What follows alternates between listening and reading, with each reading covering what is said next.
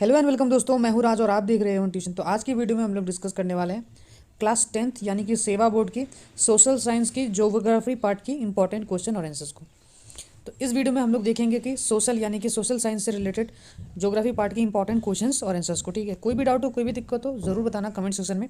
और अगर ये वीडियो के PDF अगर आपको चाहिए तो डिस्क्रिप्शन में दी गई लिंक पे आप एक छोटी सी पेमेंट करके आप ये PDF ले सकते हो, जिसमें ज्योग्राफी, हिस्ट्री और पॉलिटिकल तीनों की ही PDF आप लोगों को एक साथ मिल जाएगी। ठीक है, तो चलिए देखते हैं सबसे पहले इंपॉर्टेंट क्वेश्चंस। तो यहाँ पे जो ना हम लोग डिस्कस करेंगे MCQs, शॉर्ट क्वेश्चंस और लॉन्ग क्वेश्चन। तो सबसे पहला क्वेश्चन हमारा, which of the following resources is a non renewable resources. इसमें से कौन सा एक नॉन रिन्यूएबल रिसोर्सेज है? तो वो है iron. Which one of the following is an abiotic resources. Abiotic कौन सा यहाँ पे? तो ये air. Why is it necessity of the conservation of resources essential world wide. तो ये 2016 में पूछा गया था, ये 2022 में, ये 2016 में पूछा गया था। उसके बाद which of the following is non renewable resources. Non renewable resources कौन सा है? ठीक है, तो ये हमारा नेचुरल रिसोर्सेज है।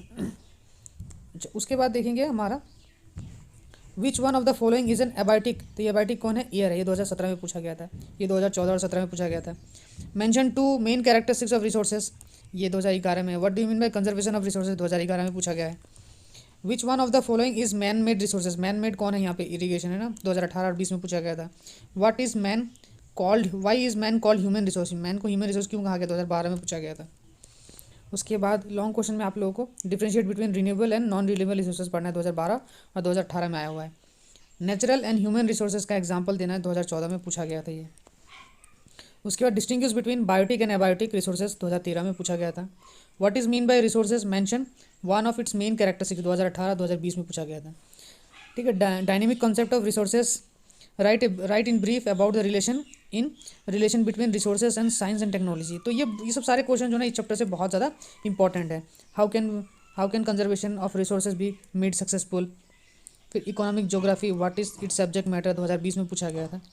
फिर नॉन रिन्यूएबल रिसोर्सेज क्या है, एग्जाम्पल दो। रिन्यूएबल रिसोर्सेज क्या है, एग्जाम्पल दे दो। ठीक है, what is mean by conservation resources, mention two methods of तो ये सब क्वेश्चन जो ना आप लोग इस चैप्टर से देख लेना। ठीक है, बहुत सारे बहुत इंपॉर्टेंट क्वेश्चन हैं। चलो हम लोग अब नेक्स्ट चैप्टर पे देखते हैं। ठीक है, तो ये सब क्वेश्चन अगर पढ़ के जाओगे ना तो फाइनल एग्जाम्स में तो आपका एग्जाम जो है वो बहुत अच्छा जाने वाला है। नेक्स्ट चैप्टर है हमारा एनवायरनमेंट एंड एनवायरमेंटल प्रॉब्लम। तो यहाँ से क्या पढ़ना है आप लोगों को, चलिए देखते हैं। तो सबसे पहला, the gas which has made highest contribution to global warming. तो ये कार्बन डाइऑक्साइड है। What is desertification, give two reasons for desertification. तो डेजर्टिफिकेशन 2017 में भी आया था, 2022 में भी आया था। बहुत इंपॉर्टेंट है, इस साल आने की प्रोबेबिलिटी हाई है। Acid rain generally occurs in industrial areas. among all the greenhouse gases which one of the following is responsible for global warming। तो ये कार्बन डाइऑक्साइड है। What is pollution, state how air is polluted, air किस तरीके से pollute हुआ था। तो ये सब क्वेश्चन जो है ना आप लोग इस चैप्टर से देखना।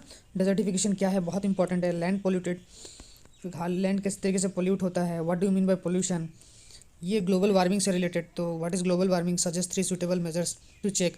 तो ये 2013 में, 2018 में पूछा गया था। तो ये सब आपको कॉन्सिक्वेंसेस ऑफ ग्लोबल वार्मिंग इस चैप्टर से ये सब टॉपिक्स जो है आप लोग को छोड़ना नहीं चाहिए। फिर short about the land forms present on the earth land form surface, अच्छा से देख लेना इन सब सारे क्वेश्चंस को। उसके बाद कंपोजिशन भी देख लेना थोड़ा सा एटमॉस्फेयर का। नेक्स्ट हमारा थर्ड चैप्टर है ज्योग्राफी ऑफ द वर्ल्ड। तो ज्योग्राफी ऑफ द वर्ल्ड से क्या पढ़ना हम लोग को, जैसे कि MCQs में आप लोगों को सबसे पहले तो the land area of the continent Asia ये पढ़ना है। ठीक है, उसके बाद physically the continent of Europe is separated from Asia by, तो ये बताना है आप लोगों को ABCD, ये हमारा C हमारा ऑप्शन है। The longest mountain range in the world क्या है। ठीक है, फिर जाके which sea has separated the continent Asia and Africa, 2017 2020 में पूछा गया था, ये 2019 में पूछा गया है। तो रिपीटेड क्वेश्चन है, ये सब रिपीट होने के चांसेस बहुत ज़्यादा हाई है। Which one of the following is the largest ocean in the world, तो ये पैसिफिक क्वेश्चन है। Right the area and the location character of Asia, 2011 में पूछा गया था, ये 2020 और 2022 में पूछा गया है। ठीक है, तो ये सब क्वेश्चन आप लोग जो है ना इस चैप्टर से पढ़ लेना। Which is the world largest desert where it is located, तो सहारा डेजर्ट है, पता ही आपको, अफ्रीका में लोकेटेड है। Right the name of the 2 countries of Europe located in Mediterranean reason, 2018 में ये दोनों क्वेश्चन पूछा गया था।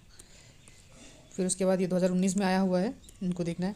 Describe briefly the continental drift theory, तो ये बहुत ज़्यादा इंपॉर्टेंट है। ये कॉन्टिनेंटल ड्रिफ्ट थ्योरी 2018 2022 में पूछा गया, इस साल भी इसके आने की प्रोबेबिलिटी बहुत ज़्यादा हाई है। Discuss the factors responsible for variation of climate, ये भी बहुत इंपॉर्टेंट क्वेश्चन है, 13 और 17 में पूछा गया था और इस साल आने की प्रोबेबिलिटी बहुत ज़्यादा हाई है। Briefly discuss the physical characteristics of the continent of north America, ये 2019 में पूछा गया था, देख लेना अच्छे से। ये 5 कंट्रीज एंड द कैपिटल्स, तो ये सब कभी कभार ऐसे क्वेश्चंस भी पूछ दिए जाते हैं, तो आप लोग को इन सब सारे क्वेश्चंस को देख के जाना है, ठीक है। शॉर्ट क्वेश्चंस कुछ और भी है, जैसे एशिया हैज़ डैश कंट्रीज है, कितने कंट्रीज है एशिया में, नॉर्थ अमेरिका में कितने कंट्रीज है, the smallest continent of the world, ठीक है, largest the world's highest lake के बारे में बताना है, तो ये सब आप लोग देख लेना, ठीक है। फिर geography of Assam, geography of Assam से क्या पढ़ना है आप लोगों को, the percentage of Assam's population of to the country's total as per 2001, तो 2.59 है तुम्हारा, in respect of large and the area the large district of Assam, Assam के सबसे लार्ज डिस्ट्रिक्ट के बारे में एरिया के हिसाब से, तो ये कार्बी एलोंग है। Write a note on population distribution in Assam, population distribution in Assam के बारे में। Mention 3 problems of economic development in Assam, ठीक है। At present the total number of national park including Kaziranga कितने हैं बताना है आप लोगों को। National highway that connect Guwahati with Shillong, कौन सा national highway. Mention 4 mineral resources of Assam, तो कोल है, मिनरल ऑयल है, नेचुरल गैस है, लाइमस्टोन है। Mention 2 plain tribes and 2 hill tribes, 2 plain tribe और 2 हिल ट्राइब्स का है, तो प्लेन ट्राइब में आपका बोडो और मिसिंग आ जाएगा, और हिल ट्राइब में आपको कार्बी और डिमासा कसाड़ी आ जाएगा। तो ये सब क्वेश्चन आप लोग देख लेना, बहुत अच्छे से पढ़ना है आप लोग को। Agriculture activities in the hilly areas of Assam के बारे में। फिर draw a sketch of Assam located, तो आसाम का जो ना मैप अच्छे से प्रैक्टिस कर लेना और लोकेट करना है। ए नेशनल पार्क, ठीक है, मोनाबारी टी गार्डन, लोकप्रिय गोपीनाथ बरदला इंटरनेशनल एयरपोर्ट, तो इस तरीके से जो है आप लोग को आसाम का मैप बना के इसमें क्या कर देना है, लोकेट कर देना है, बहुत इंपॉर्टेंट है, इसको करके जाना ही जाना, ठीक है। Give 4 reasons why industrial development is still slow in Assam. फिर 4 problems of tourism in Assam. Mention different streams of Assam migration into Assam sequential since the ancient times to the present, तो ये सब क्वेश्चंस आप लोगों को देख के जाना है, ठीक है। ये क्वेश्चन देखो, टी इंडस्ट्री ऑफ आसाम, इसके बारे 2022 में 2018 में पूछा गया था, इस बार भी आने की प्रोबेबिलिटी बहुत ज़्यादा हाई है, ठीक है। तो ये सब, फिर एक और देखो, draw sketch of Assam and locate the name coal field medical college and integrated development centre, तो ये सब मैप बना के आप लोगों को लोकेट करना है कि कौन कहाँ पे है, ठीक है। ये सब अच्छे से लोकेट करना होगा आप लोगों को। तो ये सब क्वेश्चन, एक और क्वेश्चन है आपका 2019 में पूछा गया था, sketch map of Assam and locate करना है आप लोग को oil refinery export promotion industry part, ठीक है। तो ऑयल रिफाइनरी आपको पता है आप लोगों को डिग बॉय में, तो डिग बॉय यहाँ पे मार्क कर देना है। तो ये सब फिर describe briefly agro based industry of Assam, 2019, 20 और 22 में पूछा गया था, 2024 में आने की प्रोबेबिलिटी बहुत ज़्यादा हाई है इन सब सारे क्वेश्चंस की।